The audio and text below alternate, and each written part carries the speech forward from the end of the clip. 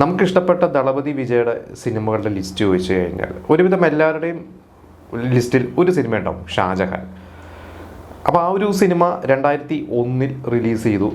ഇപ്പോൾ ഏകദേശം ഒരു 24 വർഷമായി. ഇപ്പോൾ ആ ഒരു സിനിമയെക്കുറിച്ച് വീണ്ടും സോഷ്യൽ മീഡിയയിൽ ചർച്ചയാവുന്നുണ്ട്. അതിൻ്റെ ഒരു കാരണം ഡൂഡ് എന്ന് പറയുന്ന ആ ഒരു സിനിമ, ആ സിനിമയുടെ റിലീസിന് ശേഷമാണ്.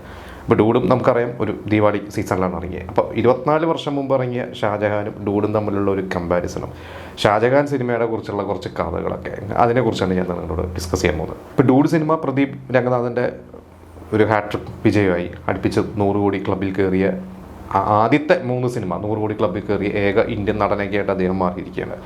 അപ്പോൾ ആ ഒരു സിനിമ തിയേറ്ററിൽ നല്ല വിജയമായിരുന്നു. ഇപ്പോൾ OTT ഇറങ്ങി കഴിഞ്ഞപ്പോൾ ആ ഒരു സിനിമയെക്കുറിച്ചുള്ള കുറച്ച് മിക്സഡ് അഭിപ്രായങ്ങളൊക്കെ വരുന്നുണ്ട്.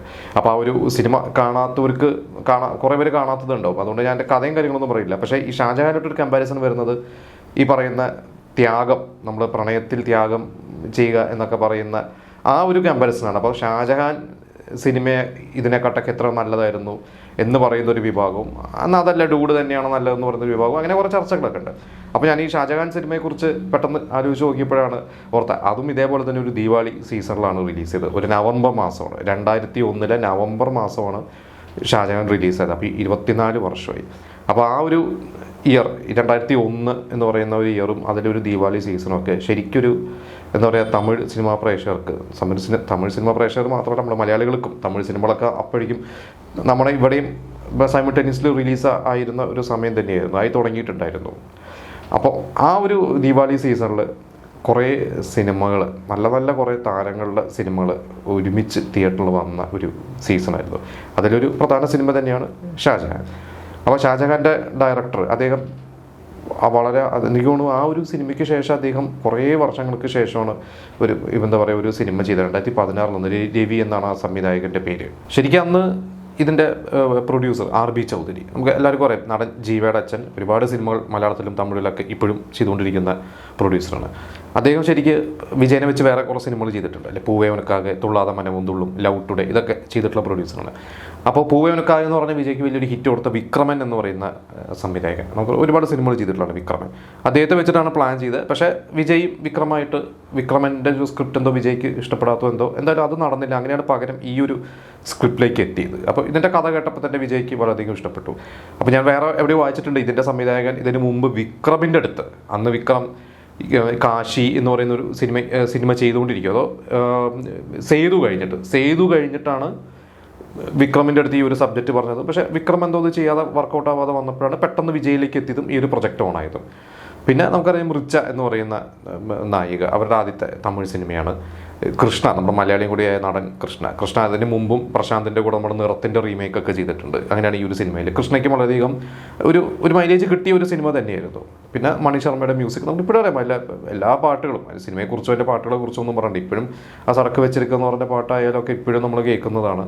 അന്ന് അതൊരു സംഭവം തന്നെയായിരുന്നു. ആ ഒരു പാട്ടുകളൊക്കെ എവിടെ പോയാലും, പ്രത്യേകിച്ച് ആ ഒരു ദീപാവലി നവംബറിൽ ഈ സിനിമ ഇറങ്ങിയ ശേഷം ഇതിലെ പാട്ടുകൾ ആ ഒരു ഡിസംബർ മാസം, അന്നൊക്കെ കോളേജുകളിലും അതുപോലെ തന്നെ ഈ നമ്മുടെ ഈ ക്രിസ്മസ് എന്താ പറയുക, നമ്മുടെ ഒരു ക്രിസ്മസ് ന്യൂ ഇയർ നാട്ടിലൊക്കെ ആഘോഷങ്ങളൊക്കെ ഉണ്ടാവില്ല. അപ്പോൾ ഈ ഒരു പാട്ട് തന്നെയായിരുന്നു എല്ലായിടത്തും ഉണ്ടായിരുന്നത്. എനിക്കൊക്കെ നല്ല ഓർമ്മയുണ്ട്, ഭയങ്കര നൊസ്റ്റാലജിയാണ്. എനിക്കൊരു അന്ന് ആ ഒരു കാലഘട്ടത്തിലൊക്കെ സ്കൂളിലും കോളേജിലൊക്കെ പഠിച്ചവർക്കൊക്കെ ഭയങ്കര നൊസ്റ്റാലജി തന്നെയായിരിക്കും ഷാജഹാൻ എന്ന് പറയുന്ന ഒരു സിനിമയും അതിലെ പാട്ടുകളും.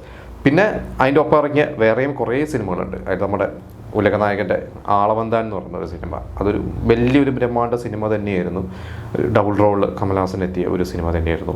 പിന്നെ സൂര്യയുടെ നന്ദ എന്ന് പറയുന്ന ഒരു സിനിമ, നമ്മുടെ സംവിധായകൻ ബാലയുടെ സിനിമ, ആ ഒരു സിനിമയോട് കൂടിയൊക്കെയാണ് സൂര്യ ശരിക്കും ആ 2001 എന്ന് പറഞ്ഞ വർഷം സൂര്യ പൊങ്കലിൻ്റെ ഫ്രണ്ട്സ് എന്ന് പറയുന്ന ഒരു സിനിമ ചെയ്തു. അത് കഴിഞ്ഞിട്ട് പിന്നെ സൂര്യയ്ക്ക് വന്ന നല്ലൊരു സിനിമയാണ് നന്ദ എന്ന് പറയുന്ന സിനിമ. പിന്നെ വിക്രമിൻ്റെ കാശി എന്ന് പറയുന്നത് നമ്മുടെ വാസന്തി ലക്ഷ്മിയും പിന്നെ ഞാനും, അതിൻ്റെ റീമേക്ക് വിനയൻ തന്നെ സംവിധാനം ചെയ്ത സിനിമ, ആ ഒരു സിനിമ ഉണ്ടായിരുന്നു. പിന്നെ വിജയകാന്തിൻ്റെ ഒരു സിനിമ ഉണ്ടായിരുന്നു ആ ഒരു വർഷം, അല്ലെങ്കിൽ ഈ ഒരു ദീപാവലി സീസണിൽ. അങ്ങനെ കുറേ ഒരു സിനിമകൾ ഇറങ്ങിയ ഒരു സീസണായിരുന്നു. അപ്പുറത്ത് ഹിന്ദിയിലാണെങ്കിലും ഇതേപോലെ തന്നെ കബി ഖുഷി കബി ഗം എന്ന് പറയുന്ന ഒരു സിനിമ അന്ന് തിയേറ്ററിലുണ്ട്. അശോക എന്ന് പറയുന്ന ഒരു സിനിമ അന്ന് തിയേറ്ററുകളിലുള്ള ഒരു സമയമാണ്. അതിൽ അജിത്ത് അഭിനയിച്ചിട്ടുണ്ട്. അപ്പോൾ എല്ലാം കൊണ്ടും എന്താ പറയുക, എന്താ പറയുക ഭയങ്കര ഒരു പ്രേക്ഷകർക്കൊക്കെ ഒരു വിരുന്ന് തന്നെയായിരുന്നു ആ ഒരു ദീപാവലി സീസൺ. പക്ഷേ ഇത്രയും സിനിമകളുണ്ടെങ്കിലും അന്ന് വിന്നറായിരുന്നത് എൻ്റെ ഒരു അറിവ് വെച്ചിട്ട് വിജയുടെ ഷാജഹാനും പിന്നെ വിജയകാന്തിൻ്റെ തവസി എന്ന് പറയുന്ന ഒരു സിനിമ. ഈ രണ്ട് സിനിമയായിരുന്നു അന്ന് ശരിക്കും വിന്നേഴ്സ് ആയിരുന്നു. ഇത് രണ്ടിലും ഏതാണ് കൂടുതൽ കളക്ട് ചെയ്തതെന്ന് കൃത്യമായിട്ട് എനിക്ക് ഓർമ്മയില്ല. കാരണം വിജയകാന്തിൻ്റെ അന്ന് താരമൂലുള്ള സമയമാണ്. BC ഓഡിയൻസിൻ്റെ ഇടയിൽ പ്രത്യേകിച്ച് ഗ്രാമപ്രദേശങ്ങൾക്ക് വിജയകാന്തിൻ്റെ ഒക്കെ നല്ല കളക്ഷനുള്ള ഒരു സമയം തന്നെയായിരുന്നു. പിന്നെ കാശിയായാലും നന്ദയായാലും വിജയം തന്നെയായിരുന്നു. ഇത് ക്രിട്ടിക്കലി കൂടുതൽ പേര് കിട്ടിയ സിനിമകളായിരുന്നു. പക്ഷേ ഷാജഹാൻ അന്ന് വിജയുടെ മറ്റ് സിനിമകളെ വെച്ച് നോക്കുമ്പോൾ അങ്ങനെ ഒരു വമ്പൻ സിനിമയൊന്നും അല്ല, കളക്ഷനൊന്നും അല്ല. പക്ഷേ 125 ദിവസം നല്ല രീതിയിൽ പോയ ഒരു സിനിമ തന്നെയായിരുന്നു അത്. ഇപ്പം മറ്റ് സിനിമകളൊക്കെ നമ്മൾ തുള്ളാതെ മനവും തുള്ളു അല്ലെങ്കിൽ ഫ്രണ്ട്സ് ഒന്നും പോലെ അങ്ങനെ ഭയങ്കര ബ്ലോക്ക് ബസ്റ്റർ ആയിട്ടുള്ള ഒരു സിനിമയല്ല. പിന്നെ ഇപ്പോൾ അപ്പുറത്ത് പറഞ്ഞ പോലെ അശോക എന്ന് പറയുന്ന ഒരു സിനിമ തിയേറ്ററിലുണ്ട്. കബി ഖുഷി കബി ഗം ആ സമയത്തല്ല, ഇത് കഴിഞ്ഞ് കുറച്ചും കൂടി ദിവസങ്ങൾ കഴിഞ്ഞ് ഒരു ഡിസംബർ 2nd വീക്കിലാണ് കബി ഖുഷി കബി ഗം ഇറങ്ങുന്നത്. പക്ഷേ ഈ പറഞ്ഞ പോലെ നവംബർ ഡിസംബർ മാസമൊക്കെ അടുപ്പിച്ചിങ്ങനെ സിനിമകൾ വരുന്നു. ഒരു വെക്കേഷൻ ടൈമൊക്കെ ഡിസംബറൊക്കെ ആയപ്പോൾ തന്നെ ഈ പറഞ്ഞ ദീപാവലിക്ക് ഇറങ്ങിയ സിനിമകളും തിയേറ്ററിൽ അന്ന് ഉള്ളൊരു സമയം തന്നെയായിരുന്നു. അപ്പോൾ എന്തായാലും 24 വർഷമായി ആ ഒരു ദീപാവലി സീസൺ കഴിഞ്ഞിട്ട്. ഇപ്പോൾ ഷാജഹാൻ എന്ന് പറയുന്ന ഒരു സിനിമയെക്കുറിച്ചുള്ള വീണ്ടും ചർച്ചകളൊക്കെ ഇപ്പോൾ ഈ ഡൂഡ് ഇറങ്ങിയപ്പോൾ വീണ്ടും തമിഴ്നാട്ടിലൊക്കെ ചർച്ചകൾ വരുന്നുണ്ട്.